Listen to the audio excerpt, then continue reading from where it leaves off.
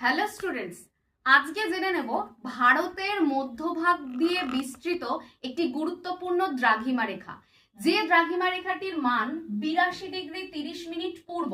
এবং এই যে মাঝ বরাবর ভারতের বিস্তৃত এই যে দ্রাঘিমা রেখাটি, এটিকে বলা হয় কিন্তু ভারতের প্রমাণ সময় রেখা বা ইন্ডিয়ান স্ট্যান্ডার্ড টাইম বা আইএসটি।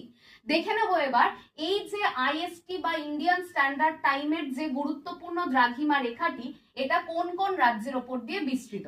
দেখো, সবার প্রথমেই রয়েছে উত্তরপ্রদেশ, তারপর মধ্যপ্রদেশ, খুব সামান্য অংশ রয়েছে, তারপর ছত্তিশগড়, তারপর ওড়িশা এবং সর্বশেষ হচ্ছে অন্ধ্রপ্রদেশ। তাহলে এই 5টা রাজ্যের ওপর দিয়ে ভারতের প্রমাণ সময় রেখা বা ইন্ডিয়ান স্ট্যান্ডার্ড টাইম বিস্তৃত এবং এর মান হচ্ছে 82°30' পূর্ব।